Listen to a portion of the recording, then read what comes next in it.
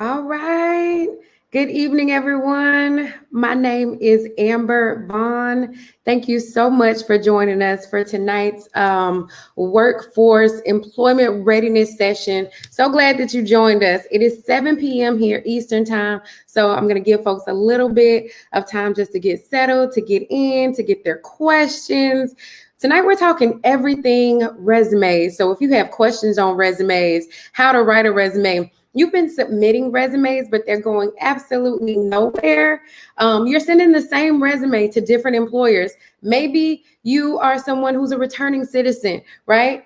If any of those things or any of those situations sound like you, tonight's session is definitely going to be for you. So if you're watching this session, I want you to do a few things. One, I want you to go to the community-based connections page, and I want you to like that page so you can get future updates about sessions like these.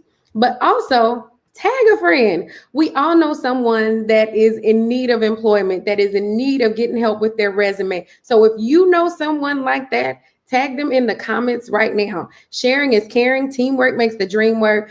So let's make sure that in 2021, we're all getting the careers that we deserve, the opportunities, we're not missing them. So we're going to start here in about another 2 minutes. So come on in, bring a friend. This is a safe space. We're going to be talking resumes tonight. So we're going to be starting here shortly. And I look forward to talking with you and taking your questions.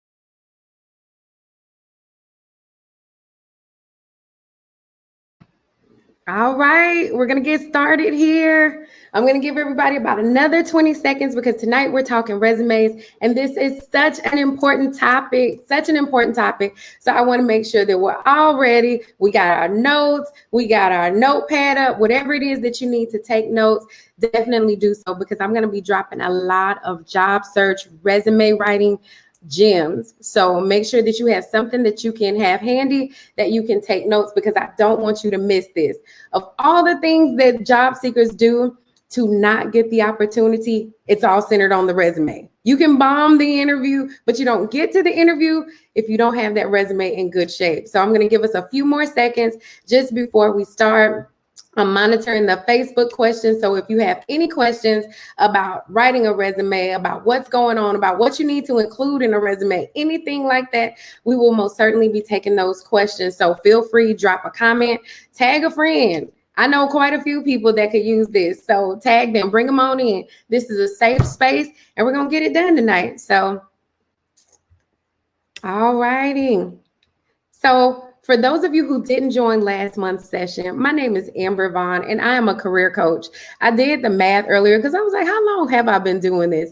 I have been working in this capacity for about the last 11 years. And in doing so, I have helped numerous job seekers transition into employment. I've worked for the state of Florida right when the stock market crashed. So we had people who never had to look for work before re-entering into the workforce. I worked with the Bureau of Prisons with returning citizens, making sure that when they do return home, that they can return home and be contributing members of society. And how else better to do that than by offering them skills that help them get the jobs. I've worked in higher education. So I've helped those who are seeking more professional careers transition into employment. If you have a job search situation, I guarantee you I have seen it, I have helped, I have overcome it, and I guarantee you that I have the insight, the resources, the tips to help you transition into the employment that you need. So my name is Amber Vaughn. We're going to talk all things resumes here tonight, and we're going to get started here in just a second. But what I would like to do is, if you're watching this right now, do me a favor, put in the chat what your resume question is. You're here for a reason. So why are you here? What do you hope to learn on tonight's session? What is it about resumes that trips you up? What is it that you like? I hate resumes because. Is there anything like that? If so, put it in the chat, because I want to make sure that I absolutely address your question and talk about the things that are pertinent to you. So go ahead and drop that in the chat for me. And I'm monitoring the Facebook. If you're watching on Facebook, hey, Facebook friends, make sure that you share this so other people can get in on the good stuff and have this information too. But definitely make sure that you like the page of Community-Based Connections. They are the organization that is sponsoring tonight's session, and this would be completely impossible without them. Community-Based Connections is an organization right here in Broward County doing amazingly impactful work. And they deserve all of the love, all of the shine, all of the attention. So thank you to Community-Based Connections, as well as my good friend, Mr. Mike Obell, who is over there. He is their director. Mike, I do not want to mess up your title, so I'm just going to say he is the big man in charge over there at Community-Based Connections. So if you have any questions or you need any assistance, Community-Based Connections is where you're going to go. So in tonight's session, I initially thought that this was going to be one whole thing and we'd be able to cover everything regarding your resume in one session, but I think that your brains would bleed because this is going to be a lot and it's going to be kind of heavy. So I wanted to pace it out so it doesn't feel so overwhelming, because what I do see is that I see a lot of job seekers that they become so overwhelmed with all of the things that it takes to get the job that they just kind of freeze up. It's almost like job search paralysis. They don't move. They don't do anything. They say, wow, this is just too big for me to overcome right now. I'm not going to do anything. So I don't want that to be you. I don't want this to be the last session that you attend and like, oh my God, she's crazy. That was too much. I want you to come back, but also I want you to be able to retain this information so you can use it to help you, or maybe even the people that you love, get those jobs that they want. So in tonight's session, we're going to talk about the basics of resumes, how to build one, the different formats of resumes, because I know we've all been taught like the chronological resume, right?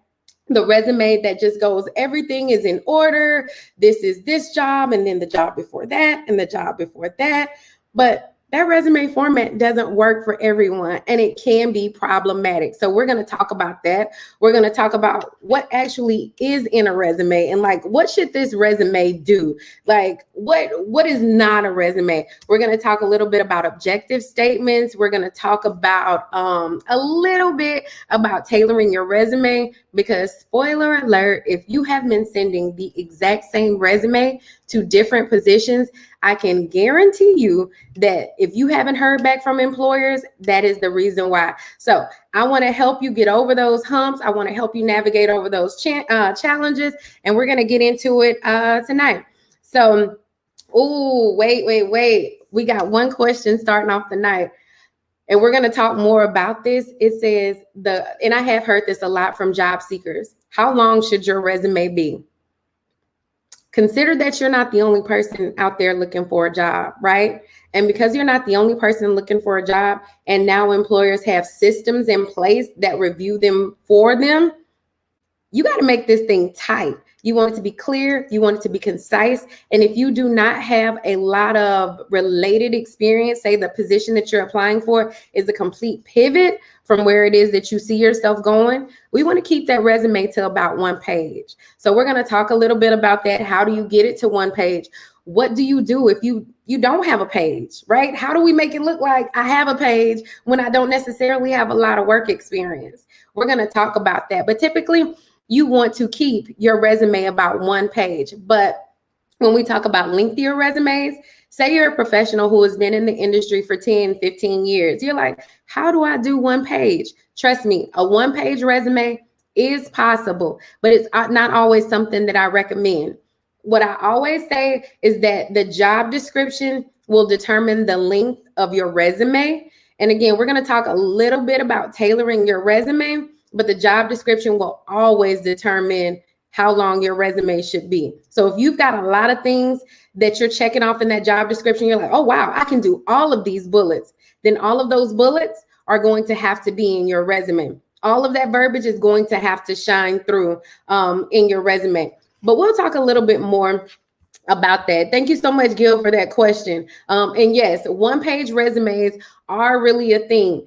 But more than the length of the resume, this is one thing that I'll keep saying over and over and over again, and this will be the hill that I die on. You have to tailor your resume.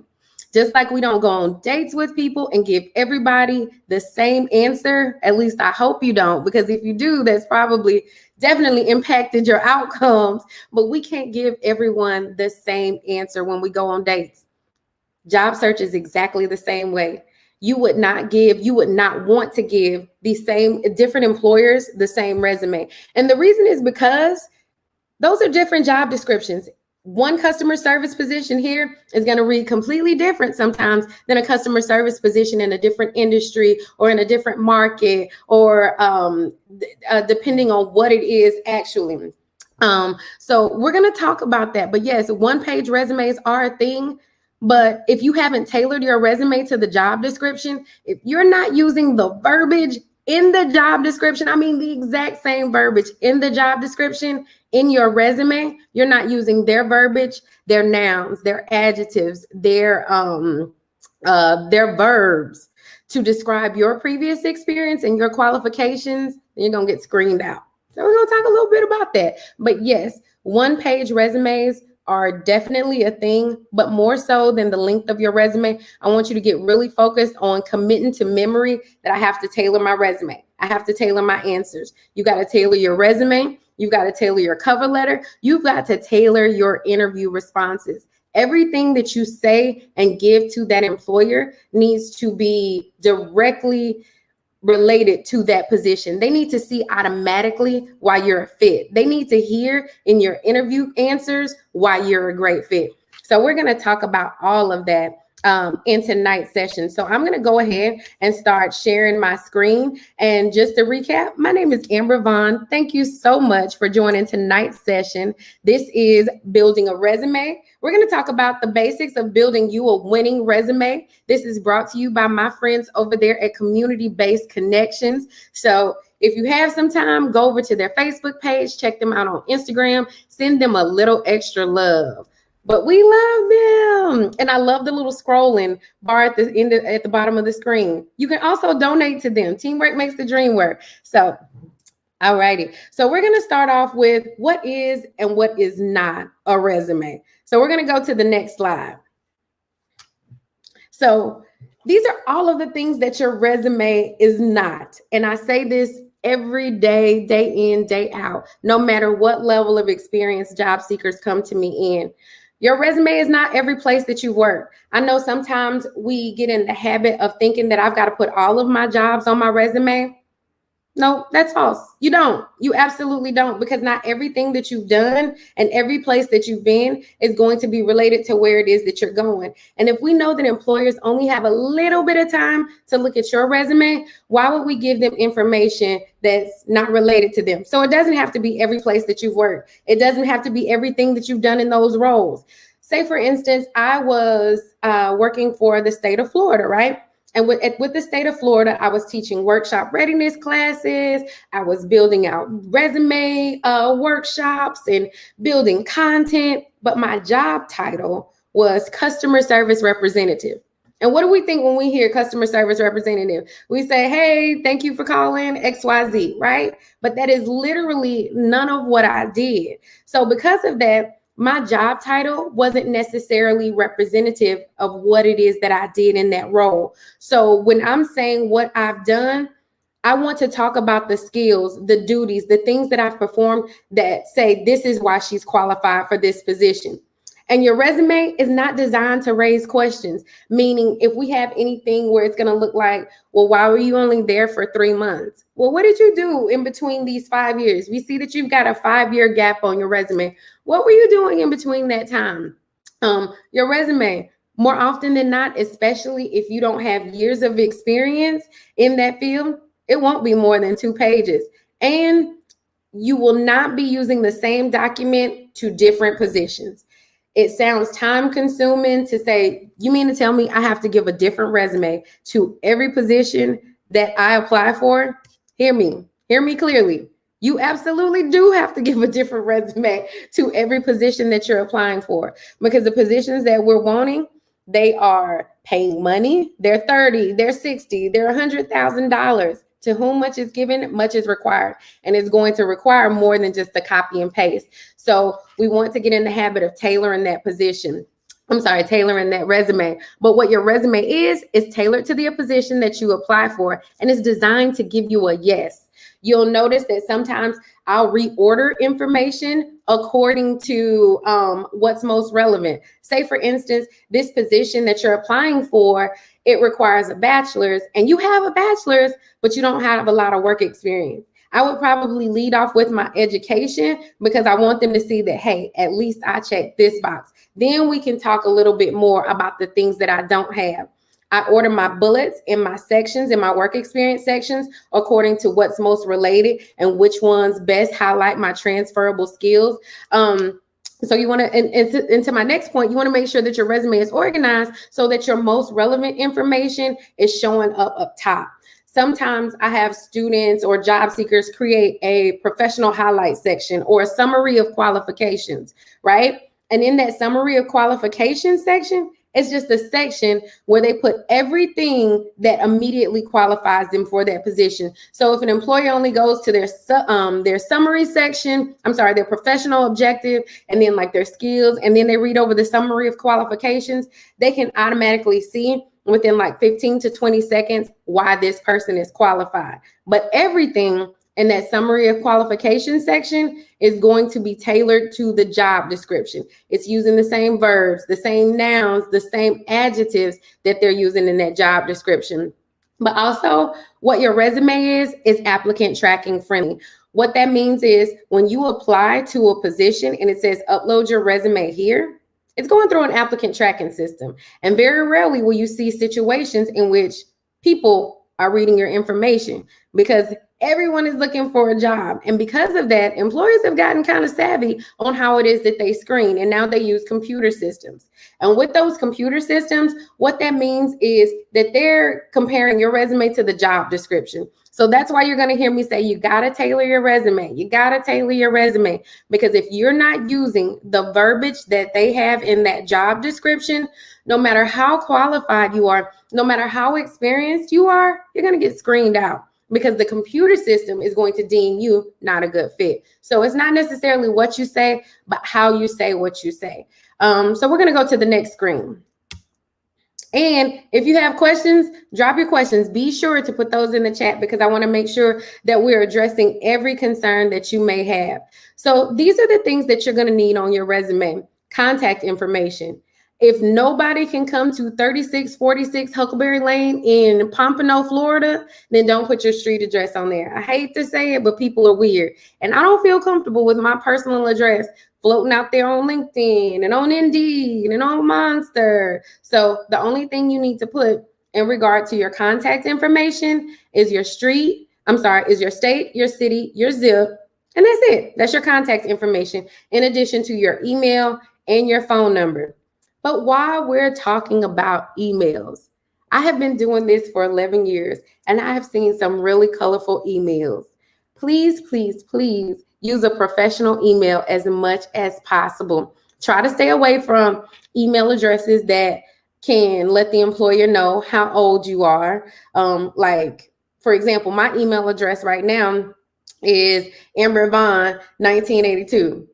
You can probably tell that I was born in 1982, right? That's not my email address that I use for professional situations. I use a completely different email address. So try and stay away from any type of email address that's going to give indicators as to who you are personally. Keep anything religious out of your email. I've seen emails that say like Jesus Lover 77. I love that you love Jesus, but that's none of the employer's business. We want to keep it strictly business. But in saying that, we want to make sure that we're including other stuff like our previous or related work experience. You do want to include volunteer experience. I am such a supporter of volunteer experience because if you don't have what you need right now to transition into the career that you want, I guarantee you there's a volunteer opportunity out there that can help you open those doors and can help you gain the skills and abilities that you need to get paid for it in the future. So if you have relevant volunteer experience, you absolutely want to include that on your resume. But on your resume, you want to include verbs, adjectives, nouns, verbs like built, deployed, constructed, designed, answered, reported. That's how you want to start off each bullet in your resume. And notice I'm saying bullets in your resume. And the reason why is because oftentimes job seekers will give a lot of information in paragraphs. And guess what? Nobody's taking the time to read those paragraphs. And if they're not taking the time to read those paragraphs, the reality of the situation is they're probably missing something. And they're probably missing important details and information about what it is that you bring to the table. So make your resume scan friendly, right? Start each bullet off with a verb. So when an employer takes a quick glance at your resume, they can see that you've built, you constructed, you've done all of these amazing things. So they have an idea of what you bring to the table. Also, your education, certifications, and licenses, especially if they are related to where it is that you're going. Sometimes I have students that I have to ask them to leave off education. And the reason being because being overqualified is a real thing. And I know you're thinking like, how can I be overqualified for a position? Wouldn't you want someone that's overqualified for a position? Well, yes and no. An overqualified job seeker can indicate to an employer that this is going to be somebody that's not going to stay with my company long. They may come in and try to take over my company. They may tell me what I need to do or what I'm doing wrong. So we want to make sure that we are absolutely not coming off overqualified and including the information and the education that's related to that position. So remember, we're tailoring our resume, and in tailoring our resume, we're tailoring our objective statement. We're tailoring the skills that we include. We're tailoring the experience that we include. We're tailoring even the education that we include. I have a master's degree. Sometimes I don't include that. It just depends on what the position requires. That's a nice little, oh, by the way, I've got a master's. Yeah. So it just depends. Professional references in a summary and objective statement. You'll notice that on this PowerPoint presentation, I have an asterisk by both of those.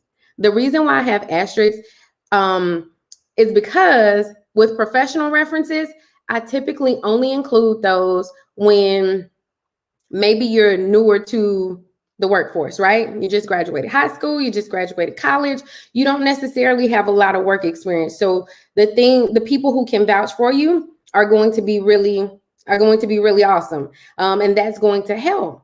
But also sometimes for my returning citizens, it's hard for them to get a job. And saying that I did this or I did that doesn't count, because now they want to say, well, who else is vouching for you? So in situations like that, I encourage you to use professional references, but also a summary or objective statement. This is your sales pitch. For my more experienced job seekers, I say, don't include one, but if you are newer to the industry, if you are pivoting, if you have barriers to employment, then you absolutely want to include that objective statement, because again, it's like your sales pitch. It's your introduction to the employer. It's your, hey, this is why you should hire me in a nutshell. So those are the things that you need on your resume. So again, if you have any questions, please put your questions in the Facebook chat. I'm going to be checking here frequently. So let me know if you have any questions, because this session, tonight, is all about you. So we want to make sure that I'm answering all of your questions and anything that you may have. But also don't forget, creating a pretty resume is not the goal. The goal is to create a resume that's readable. And how you do that is minimize the design, minimize the text boxes, the templates, all of the bells and whistles.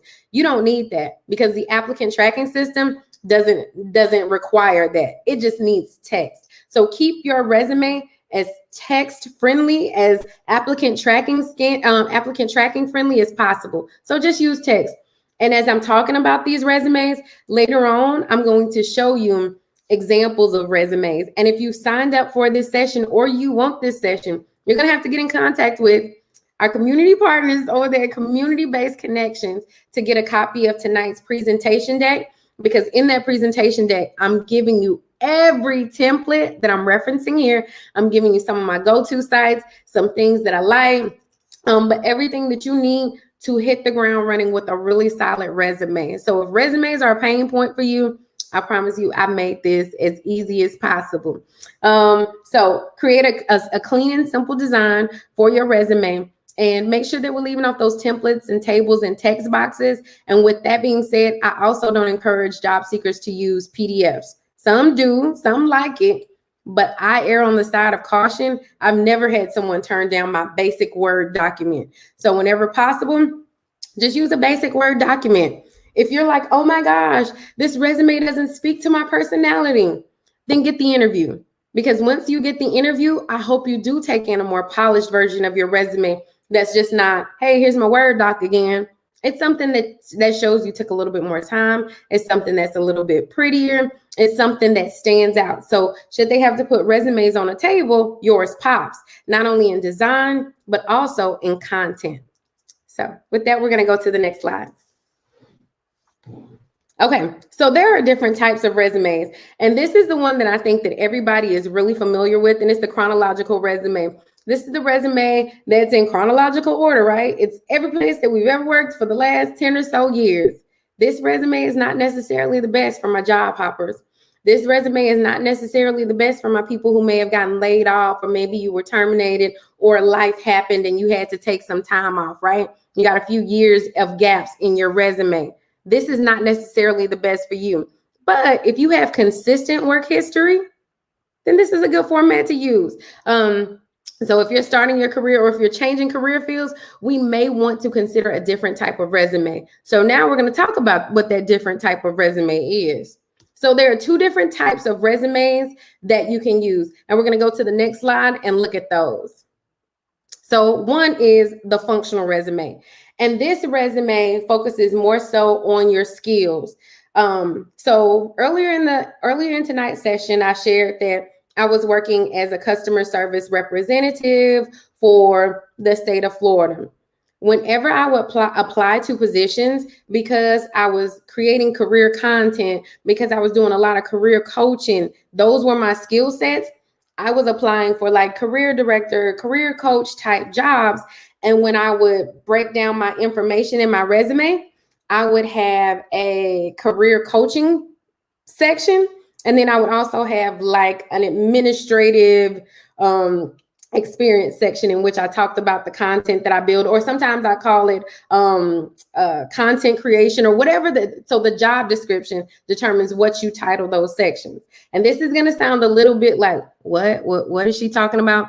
I promise you, when we start seeing the resume examples, the lights will shut on. So we're going to go to the next slide. But a functional resume is really good for those who don't have the consistent work history. And you're like, I'm not the places that I've worked, or you haven't worked in those places a long time, but you acquired a lot of skills, right? We don't want the employer to get focused on what you don't have. Remember, your resume is designed to get you a yes. And because it's designed to get you a yes, we have to choose a resume format that fits for our experience. The last style of resume that I want to talk to you all about is the combination resume. This is a blend of your functional resume as well as your chronological resume. So it's going to be a blend of both. It's going to have your skills, but it's also going to have your work experience on this resume as well. And this just kind of depends on what it is that you want to highlight. Maybe you do have solid work experience. Maybe you do have lots of transferable skills and you kind of want to brag on both. A combination resume allows us to do that. And it helps to highlight why you're the best fit for the job. So let's go to the next screen. So far, we've talked about the different styles of resumes. We know there's a chronological resume. We know there's a functional resume. We know that there's a combination resume. And also, we have an understanding of what we need to be putting on these resumes, right? We know we need our contact information and all of these other things. But now let's see what that looks like in real life. So we're going to go to the next screen, and this is going to be our chronological resume. So this is typically what a chronological resume looks like. This is real boring, y'all. This is just basic text, basic words, right? But this resume style works well for you if you've had consistent employment. Notice we've got the contact information up there. And I also put LinkedIn. If you're not familiar with what LinkedIn is, I think we're going to be doing a session on that as well. So come back and sit with me and we can talk about LinkedIn.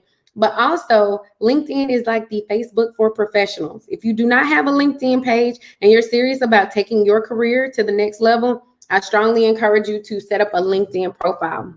But on this section, on this resume, you see that we have a professional summary. So when you all get this copy of the deck, there are going to be all sorts of links that you can click on. And all of these templates, you'll be able to make copies of and edit them as you so choose. But I've kind of started you off with the professional summary. You'll notice that I'm saying adjective and adjective. And then I say, hold on, let me go to my version. I've got adjective and then name of the job title. What in the world does that mean? What does that mean? So when we put actual words in there, what that means is I'm a passionate and hardworking customer service representative. Where do we get that job title from?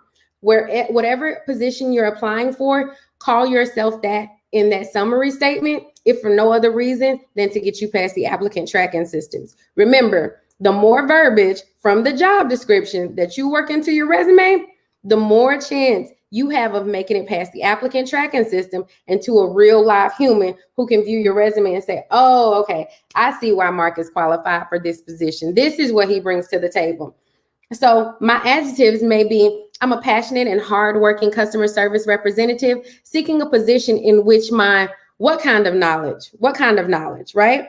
Let's think. Is it my customer service and administrative experience, knowledge, and skill? Is that what we can use? But then say something else, add more to it. So say we just said what kind of knowledge, and we say my customer service knowledge, right? And then when we say along with my what? Along with my ability to work under pressure, my ability to meet deadlines will prove me the dedicated and committed applicant you seek. So now I'm going to try and remember all of those words that I just gave y'all and give you what an actual summary could sound like. So it could sound something like passionate and hardworking customer service representative seeking a position in which my acquired customer service knowledge, experience, and skill, along with my ability to work under pressure and meet deadlines, will prove me the adaptable and professional applicant you seek. I don't think that was the same as the first time, but you kind of get where I'm going with that, right? Those adjectives, you'll notice that there'll be adjectives all in the job description. They're going to tell you what type of person they want. They're going to tell you what kind of applicants they're seeking. Read that job description. And again, as much as possible, incorporate as much of the verbiage from the job description into your resume. If what you're putting in your resume doesn't describe you or your professional experience, leave it off, because they're going to ask you. They're going to ask you at some point, so tell me about this. Oh, you're passionate. Well, tell me about this. Well, tell me about a time in which you were passionate about, and you're going to be like, but I'm not. I'm just here so I don't get fired, right? So we want to talk about those things. Anything that you put on your resume, make sure that it's the truth and it describes you professionally. But I have had job seekers that say, well, Amber, it feels like I'm plagiarizing when I copy stuff from the job description. It's not plagiarizing if that's who you are, if that's what you've done, if that's what you can do. But we don't just want to copy and paste. We want to make sure that we're personalizing their bullets. And if we're using their bullets as the framework, that we're weaving in information and details that make it personal to our experience. So in the previous work experience section, you'll see that I have it really condensed. We've got your employer, we've got the job title, and we've got the dates. One thing that I see a lot of job seekers do is that they'll use the space bar to make space. Do not use the space bar. Tab is your best friend, and it ensures that all of your columns are lined up, that everything is flowing, and that it all looks consistent, and it doesn't look like, oh, we're leaning over here. So make sure that you order your information like that. And you'll notice on this resume, I have both a section for education, volunteer experience, and professional references. Not all the time you're going to have that, because it depends on that job description. For example, if you have volunteer experience that directly aligns with that position that you're applying for, or you don't have a lot of volunteer experience, a lot of work experience, or say for instance, and this was a real situation that happened with my guys that were returning citizens. They didn't have a lot of work experience, but they were volunteering for Habitat for Humanity. So that helped to eat up some of that time and like, well, what have you been doing since you've gotten home? But also, for my returning citizens out there, know that what you did in prison can count. There's a way to work it into your resume. I had one job seeker. He was, I think it was like Franklin Correctional Institute. We did not put Franklin Correctional Institute. We would just say FCI, janitor, the dates, and then what he did in those roles. And unless that person was somebody that kept up with the criminal justice system, or they knew the acronyms, FCI wouldn't throw them.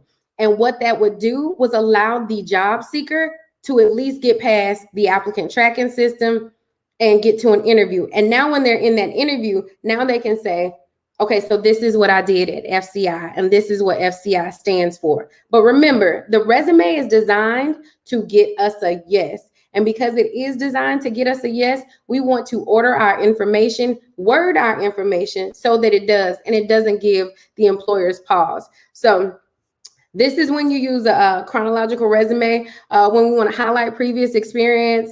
Again, use a professional email address. I've literally seen email addresses with cuss words in them. Do not do that. But also, this is not the format that we use if we're a job hopper, we have gaps in employment. So we're going to look at another version that may be a little bit more in line with where it is that you see yourself going. So this is a functional resume, and this is the resume of choice for me, because I don't necessarily like to focus on what it is that my job is. I like to talk about what it is that I do, because I do so much as a career coach. I do so much as a career director, and it's not all just talking to people about jobs. I write content, I facilitate workshops. That's the stuff that I want to talk about. So with a functional resume, you're allowed to create like your own skill sets, your own skill sections. So for example, if you're applying for a position and that position is saying that we need a customer service representative, I like to think in my mind, okay, you need somebody that has strong customer service skills, right? Okay. But you probably also need somebody that may have strong administrative skills, right? So I'm going to pull all of my customer service experience, no matter how long ago it was, no matter how many different jobs, I'm going to pull just those bullets, and I'm going to build out my customer service section. And then I'm going to take all of those bullets from my administrative sections. So this is my work experience. So I was a newspaper editor. I worked for an insurance company. I was a career coach. I was a liquor store manager. I've got all sorts of things, but my overarching skill sets, I have a customer service skill set. I've got an administrative skill set. I've got a career coaching skill set. I've got a management skill set. So when I'm building out my resume, I don't necessarily think about my titles or the positions that I've held. I think about the skills and the things that I've done that qualify me for those positions. Because we've all seen positions in which we're like, oh, but I've never been that title. but you've done those things that are underneath that title. So a functional resume allows us to kind of bring that information together. And there's an error on this resume. You'll notice that for the customer service right under there, I put employer, job title, and dates. Typically you won't, because if I'm using this version of my resume, it's because I'm probably a job hopper. If I'm using this version of my resume, it's probably because I didn't stay there that long. And I don't want the employer to be like, well, Ms. Vaughn, what have you been doing since 2009? I don't want them to think about that. I just want them to think about all of the reasons why I'm a perfect fit for this position. And again, my resume is designed to get me a yes. So with a functional version of my resume, I'll probably leave off up top my employer, my dates, and my job title, which you totally can. This is your resume. I like to tell job seekers, there is no one way to eat a Reese's, and there is no one way to do a resume. The only thing that you have to do is tailor it. How you organize your information, how you present that information is completely up to you, as long as you don't use templates, tables, or text boxes. But you want to order that information and organize that information so that it gets you a yes. So you'll notice under the skill sets that now I'm talking about my previous work experience. Why did I do that? Because I have wooed the employer with what it is that I do have. Felt like, oh my gosh, she's got these awesome customer service skills. She's got this amazing administrative experience. And now when they get to my previous experience, now they can see, okay, well, she didn't stay there long, but she surely gained a lot of skills. Okay, well, why did she, what was that gap for? But now they're more inclined to hear me out. Now they're more inclined to be like, you know what? She was a little bit of a job hopper, but her resume is impressive and she sure does have some great skills. Let's bring her in anyway. Right hand to the man. This is the resume version that I've used all the time. Every single time for about the last 10 years, I've used a functional resume, and it's always gotten me the job. In fact, the job that I have right now, I use the functional version of my resume, and I asked the employer, I asked my hiring manager, I said, what's one thing that made you give me a call back? And he was like, your resume. I loved your resume. Make it easy on the employer. They don't have all day to play a guessing game about what you bring to the table, what your qualifications are. Break it down for them. Make it easy. So now we're going to switch to a combination resume, which is a little bit of both. So a combination resume is going to have your skill sets, but it's also going to have your work experience. And typically in your previous work experience section, you're going to put like 2 to 3 bullets of your previous experience. So we're going to brag on like our skill sets, what we have as it directly relates to the job position. But in my previous experience, that may be where I want to say that I saved the company some money, that I managed a team of 130 people, or maybe I managed a team of up to 10 people. This is where I'm going to put my more impressive bullets, my more impressive accolades. Maybe I got promoted within 6 months after assuming this position. That's what I would put in my previous experience section, and I put about 2 bullets in that section. Your sections will change in length depending on the job descriptions. Sometimes you may have more in your skill set sections than you have in your work experience sections, and that's okay. You'll notice when we're talking about previous work experience, I don't have bullets under there because that's okay. You're going to fill out that application. Trust me, they're going to ask you all about your skills, all about your experience. They're going to ask you all of that, and you're going to put that on your application. You don't have to put everything on your resume. Remember, not everything you've done and every place that you've worked has to go on your resume. But I will say that there's a caveat to that. If you are creating a CV, which is a curriculum vitae, and it's everything that you've done, every place that you've worked, and typically those are used for federal employment, you will put everything. You'll put all of your volunteer experience, all of your professional experience, even if it's gapping, even if it's you hop in positions, you're going to put it all on there. They want to see it all. So these are the 3 types of resumes. We can do a combination, we can do a functional, or we can do a chronological resume. And again, if you're sitting there and you're taking notes like, oh, I need this, let community-based connections know, because they can send you this deck. And in this deck, is going to be the stuff I charge people for. I charge people for these resume templates. I charge people for this information, these links. But because you are here on the hookup, because of Community-Based Connections Inc., you get this for free. So make sure that you reach out to our friends at Community-Based Connections so you can get a copy of this presentation deck, and everything that I'm showing you, you'll have at your disposal to look at now or maybe even later. So let's go to our next screen. All right, now that we've talked about our resume, now that we've kind of got an idea of what formats work for us, what doesn't, let's talk about the do's and don'ts, y'all, because there are a lot of don'ts out there. So I want to make sure that we're clear on that. So we're going to go to the next screen. And again, you'll have a copy of this presentation if you so choose. And all of this is in here. But some things that stick out to me are, know who you're talking to when you're writing your resume. Consider your audience. Consider your audience. Consider the type of environment that you're working in or you're trying to transition in. So for example, I like to apply for companies where philanthropy is really big, volunteering is really big.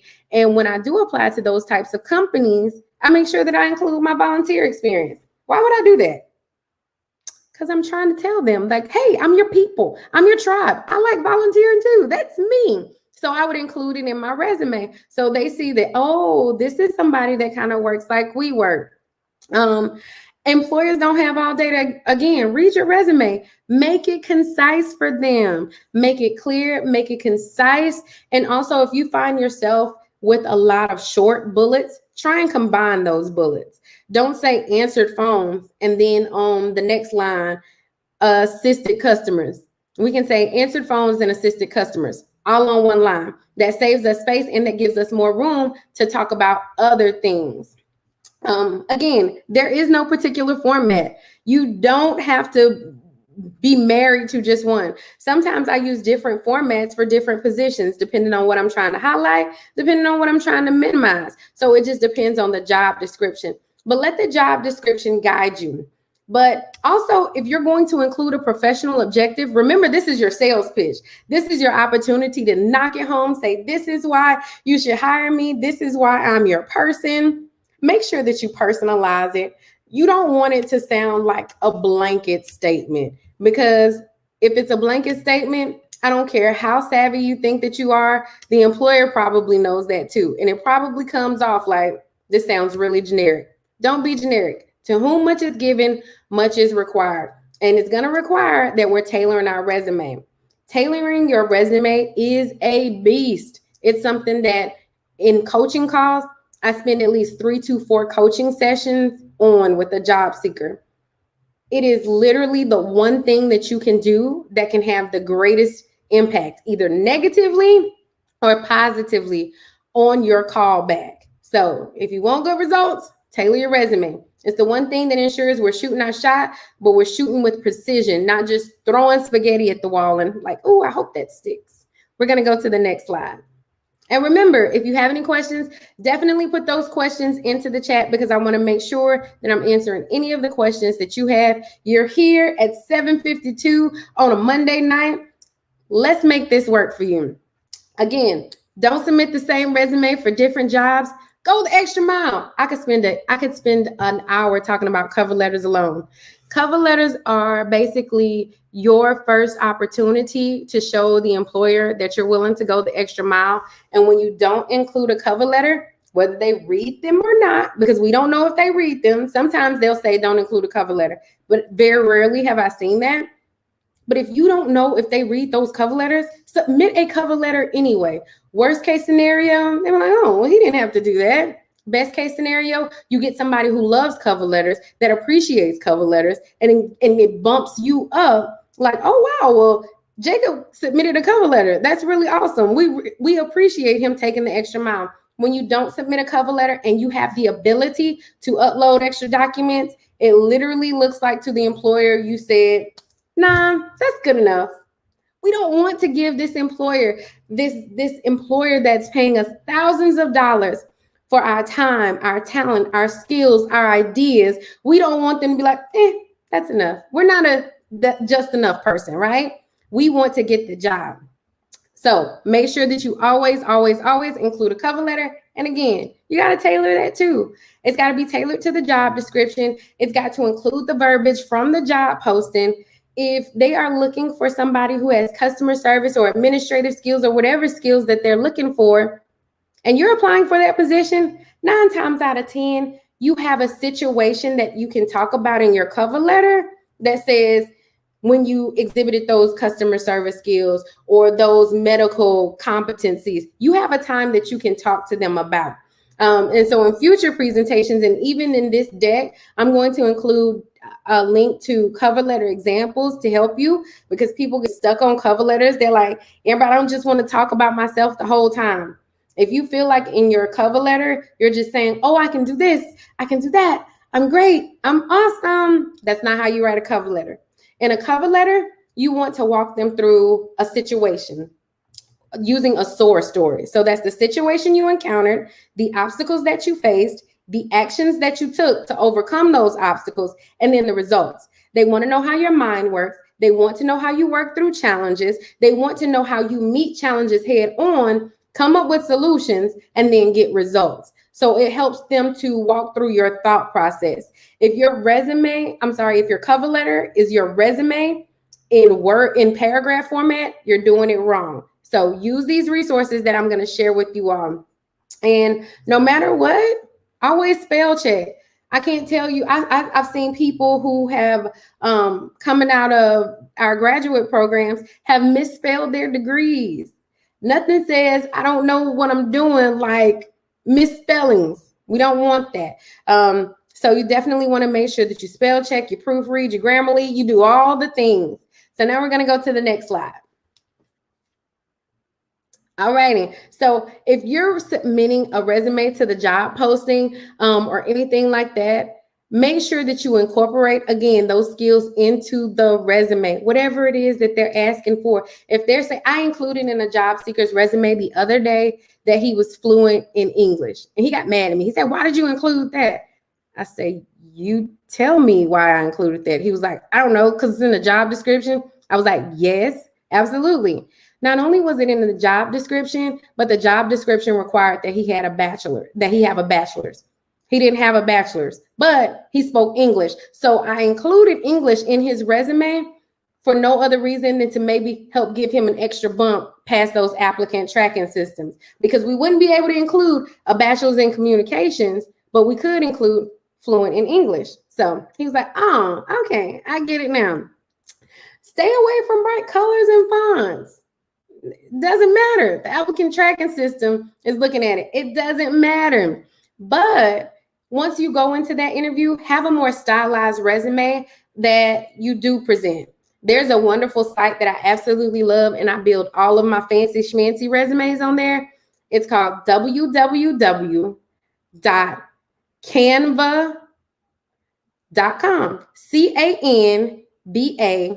CANVA.com. You will feel like a resume whiz. You will feel like the bee's knees. You can get business cards on there. You can do so many things on the Canva. I absolutely love it.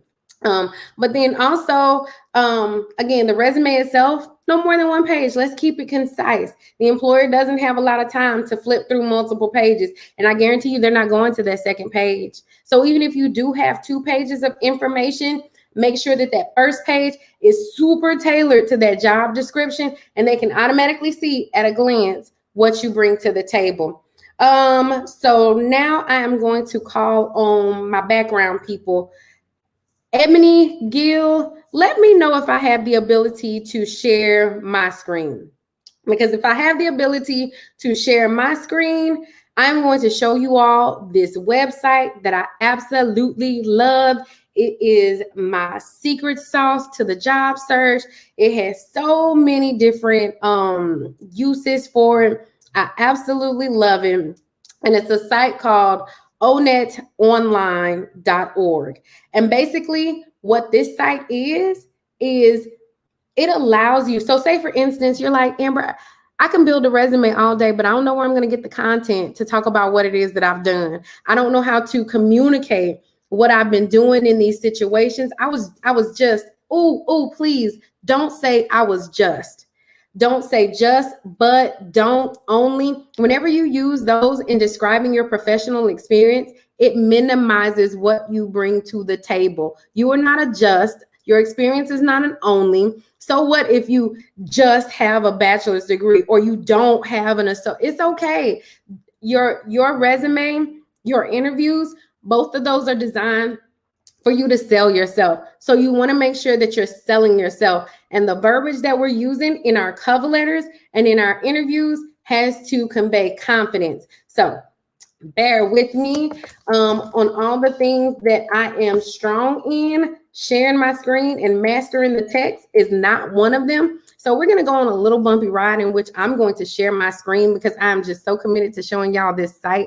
And it's absolutely amazing. I hope you save it. I hope you memorize it. I hope you just absolutely love it like I love it because it's so awesome. So I'm going to share my screen. Un momento. Okay. So I'm sharing my screen. Ebony Gill, can you put in the chat if you see me?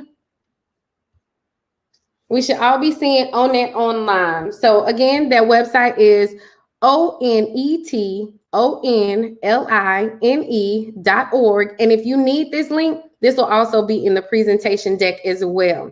I think you all can see me. I'm going to hop over to the Facebook. Let's see. Nobody said that they couldn't see me on Facebook. So I think that we're good to go. Okay. So ONET. ONET is basically a database of occupational titles. And if you don't know how to describe what it is that you've done, like to flesh out your LinkedIn profile or to describe your previous work experience, do yourself one favor and don't try to describe it yourself. Because I guarantee you, if I told you right now, write out all of the steps that it took for you to brush your teeth, that you would miss a step. Or you'd be like, oh, well, I didn't write down, you need to put toothpaste on there. And when we do things over and over again, it becomes second nature. And when we have to communicate what we've done in that role, sometimes we miss things that are really important because it's become so second nature to us and we minimize what we bring to the table. So ONET is really cool because it gives you occupational profiles. I'm just going to type web developer here, right? Say I'm looking for like my experience was in web development or whatever my skill is in. So we're just going to type in web development. It's going to give you a list of occupational titles that may be similarly related. But say I'm trying to go back and talk about maybe my experience with Apple or something like that. Web developer is the one that's going to speak most closely to what it is that I've done. You'll notice right here, there's a plus sign. You click this plus, and these are all of the tasks you could have performed while working in that role. All of the things. So if you're looking for a way to better articulate what it is that you've done, come to ONET and get all lost in this page. I really love it because it'll tell you the skills that you have. I hope that when you include a resume, you'll notice on the templates that I give you, I have a professional competency section. In your professional competencies, you could most certainly include these skills and the things that they're saying here. You could definitely tie in the things that you have knowledge in, like when we're writing our summary statements. I love ONET. Again, skills, programming, critical thinking, complex problem solving. Click that plus so you can see everything. If you're applying for a web developer position, these may be the skills that you want to highlight. But then also down here at the bottom, I really love it because I want to be where the money resides and I want to know how much these people are making. So if I type in my zip code and press go, it's going to update my information and it's going to give me a profile for how much web developers in this zip code are actually making. I can see what the low end is, I can see what the median is, and I can see what it is on the high end. And then sometimes it'll even give you a breakdown by the specific city, so you can see exactly in the cities, where do I need to go to be where the money is? I'm probably going to look at Port St. Lucie, 24. Okay, maybe over here in West Palm Beach. West Palm Beach is where the money resides. So this is one of my favorite sites.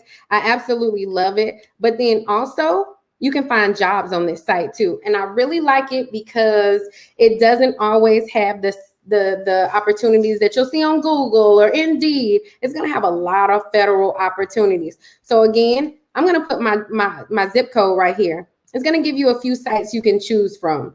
I'm going to keep it on National Labor Exchange because I think everyone is familiar with Career Builder, Indeed, or ZipRecruiter. You can go to those sites if you want to, and they'll have more civilian opportunities. But I like to go to National Labor Exchange because sometimes federally, that's where the money resides. And we want to be where the money resides.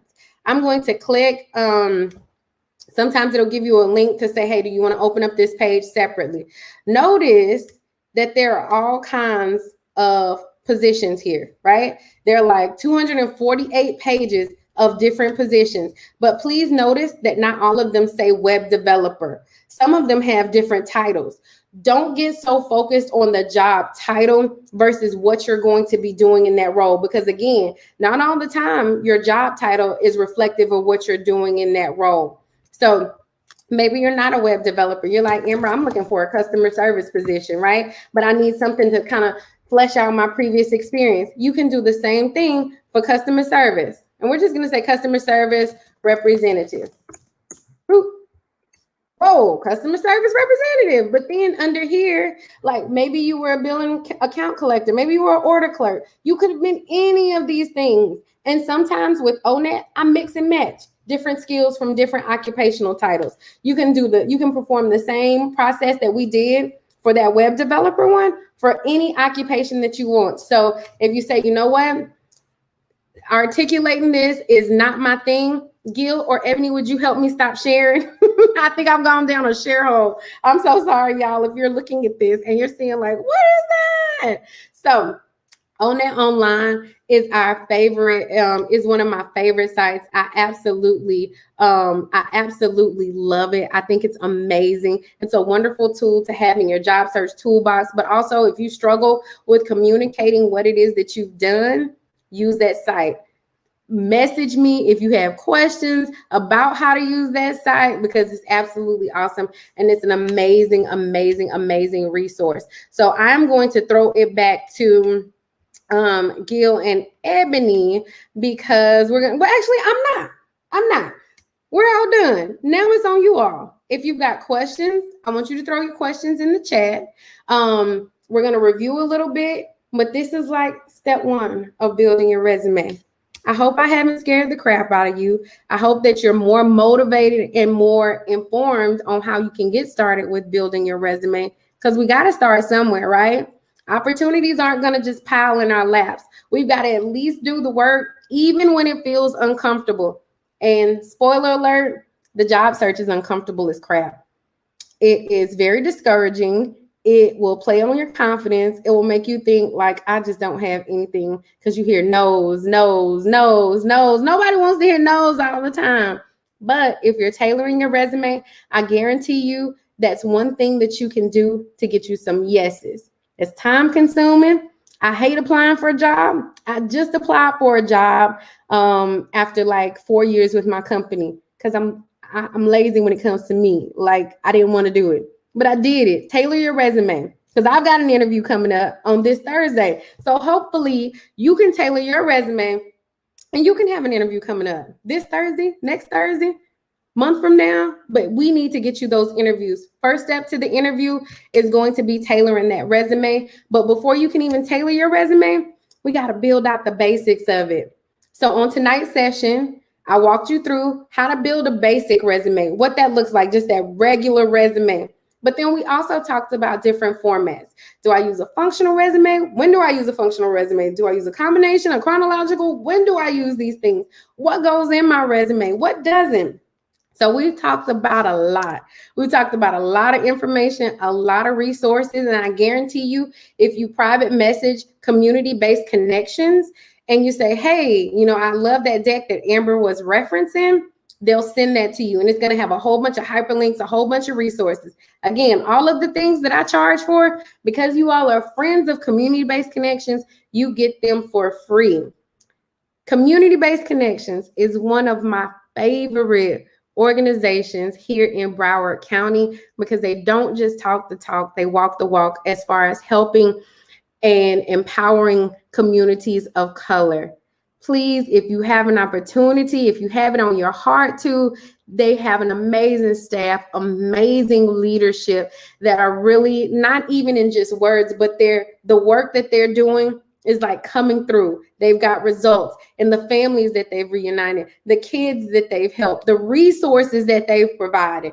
So community-based connections, thank you so much for this opportunity to once again use you all's platform and speak to your people. I really appreciate that. Mike O'Bell, thank you so much for thinking of me for something like this. If you have questions, if you need help, if you want to schedule a coaching session, I do first coaching session for free.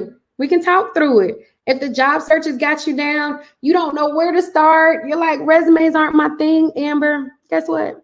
Resumes are my thing. So it's like wrestling. Tag me in. Hit my hand. Let's do this. Teamwork makes the dream work. So my name is Amber Vaughn, Vaughan. You can find me on Facebook as Amber Danielle. So that's Amber, Amber, Danielle, Danielle. I'm sorry, but I like to work and have fun. So if you're not ready to laugh and have a good time, don't friend me on Facebook because it's not going to be resumes all day. But if you do just want resumes and professional advice, find me on LinkedIn. I'm Amber Vaughn, MSM. So that's Amber. Vaughn is my last name. V is in Victor, AUGHAN, comma, MSM, because that's my master's degree. I want to talk about that. Or you can email me. If you got questions, I'd love to connect with you. Teamwork makes the dream work. And I know that sounds really cheesy, but I believe in helping people. So if you've got questions, I probably got an answer. Don't be shy. Email me. My email address is amber@amberv, as in my last name, consulting.com. If you stayed with us the whole session, really appreciate you. I hope you gained something from tonight. But more importantly, I hope that what you did gain helps you to move forward, helps you to get that job, to get that position, to get that interview, to help you move forward in life. If you need me, I'm here. If you need us, community-based connections, they're here as well. Teamwork makes the dream work, y'all.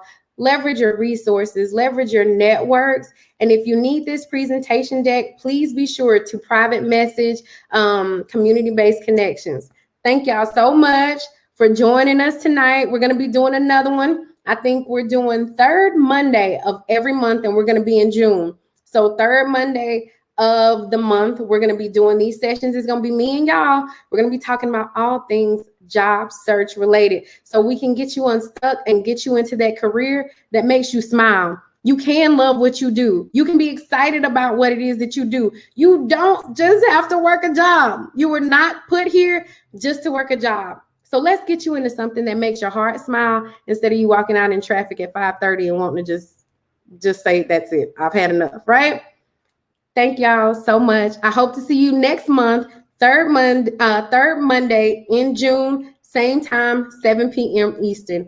Thank y'all so much.